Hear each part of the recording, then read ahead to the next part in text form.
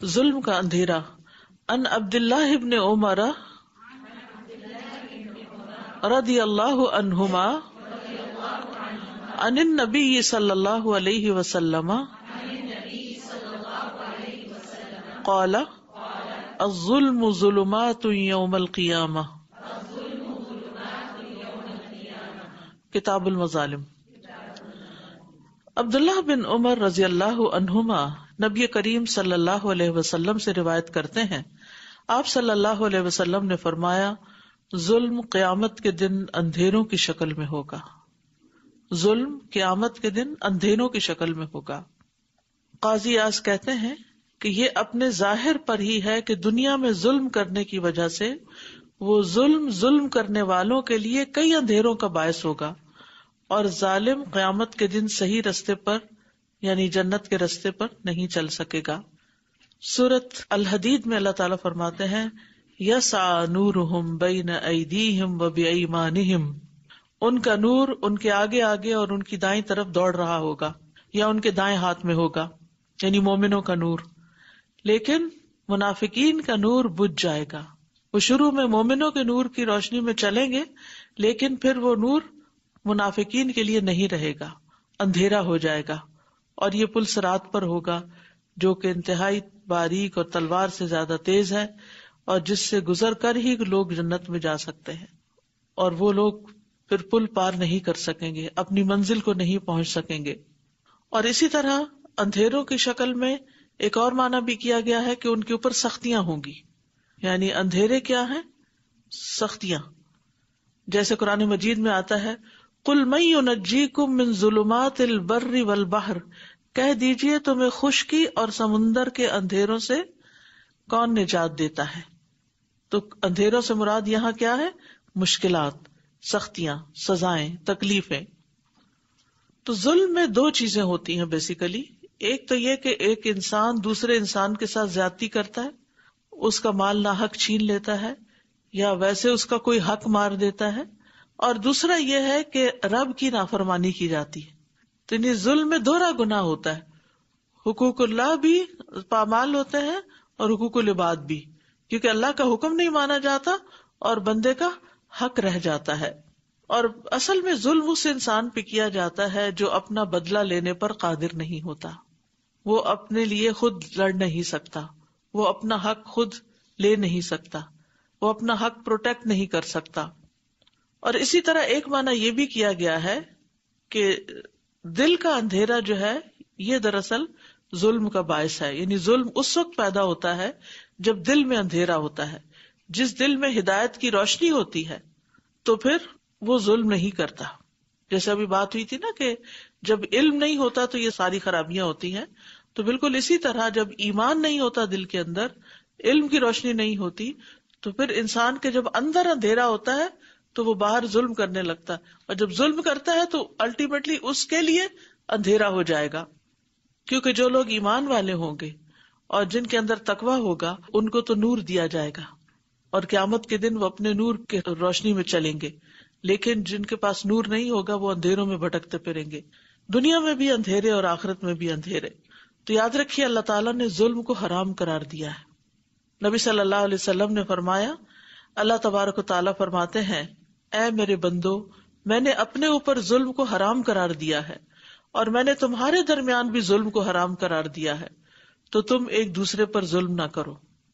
یعنی اللہ سبحانہ تعالیٰ نے اپنے اوپر ظلم حرام قرار دیا، اسی لیے فرمانا وما انا بظلام للعبید، میں اپنے بندوں پر ظلم کرنے والا نہیں ہوں.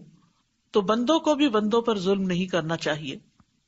اسی طرح ایک حدیث میں آتا ہے، وہ بھی صحیح بخاری کی ہے، کہ المسلم اخو المسلم لا یظلمہ ولا یسلمہ، کہ ایک مسلمان دوسرے مسلمان کا بھائی ہے، نہ خود ظلم کرتا ہے اور نہ کسی اور کو کرنے دیتا ہے.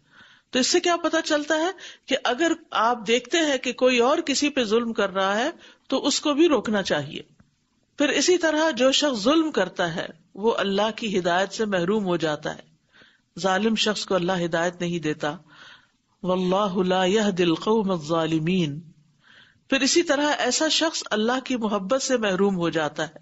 واللہ لا یحب الظالمین، اللہ ظالموں سے محبت نہیں کرتا. ظالم کو اللہ تعالیٰ مہلت دیتا ہے لیکن پھر اچانک پکڑتا ہے، اور جب پکڑا جاتا ہے تو پھر اس کے پاس چھٹکارے کا کوئی راستہ نہیں ہوتا۔ رسول اللہ صلی اللہ علیہ وسلم نے فرمایا، بے شک اللہ ظالم کو مہلت دیتا رہتا ہے لیکن جب اسے پکڑتا ہے تو پھر اسے نہیں چھوڑتا۔ پھر آپ صلی اللہ علیہ وسلم نے اس آیت کی تلاوت کی، کذالک اخذ ربک اذا اخذ القری وہی ظالمہ ان اخذہ علیم شدید، اور تیرے رب کی پکڑ اسی طرح ہے جب وہ بستی والوں کو پکڑتا ہے جو اپنے اوپر ظلم کرتے رہتے ہیں، بے شک اس کی پکڑ بڑی تکلیف دینے والی اور بڑی ہی سخت ہے۔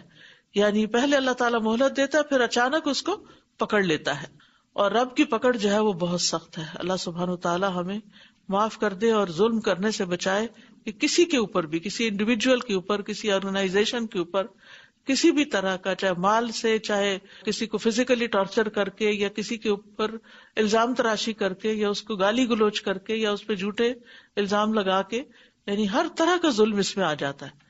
یعنی اس میں صرف مار پٹائی نہیں، صرف مال چھیننا نہیں، بلکہ زبان سے بھی تکلیف دینا جو ہے، بعض اوقات جو ابیوسو لینگویج استعمال کی جاتی ہے اور ایموشنل بلیک میلنگ کی جاتی ہے، یا یہ کہ دوسرے کو ہر طرح ہر وقت تانے دیے جاتے ہیں، یہ ساری ظلم کی قسمیں ہیں۔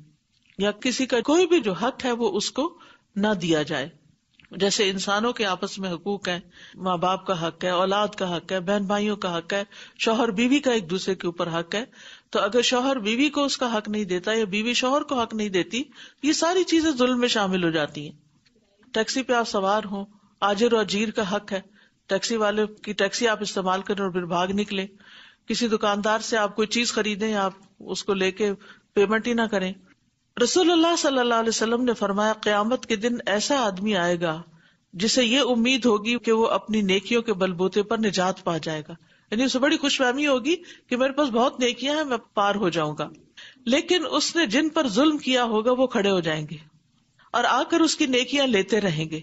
مظلوم کو اس کی نیکیوں میں سے دے دیا جائے گا، حتیٰ کہ اس کے پاس ایک بھی نیکی باقی نہیں رہے گی، ساری زندگی کی کمائی مظلوموں کو مل جائے گی۔ جس نے نیکی کی اس کو کچھ نہیں ملے گا، اور کس کو مل جائے گا؟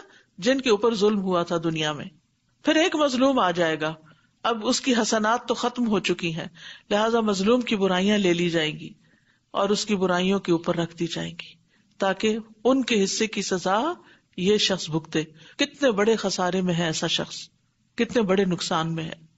ظلم کی اور قسمیں کیا ہیں؟ مثلاً عام روزمرہ زندگی میں دیکھیں، مثلاً آپ ڈاکٹر ہیں اور آپ مریض کو توجہ سے نہیں دیکھ رہے، وہ بتا رہا ہے مجھے یہ تکلیف ہے، یہ تکلیف ہے، اور آپ کہیں اور ہی کسی اور سوچ میں ہے، کچھ اور دیکھ رہے ہیں، دھیان سے بات ہی نہیں سن رہے، اور پھر اس کو ایسے ہی کوئی دوا لکھ کے دے دیتے ہیں یا اس کو کوئی انجیکشن لگا دیتے ہیں جس کے نتیجے میں اس کی ڈیتھ ہو جاتی ہے۔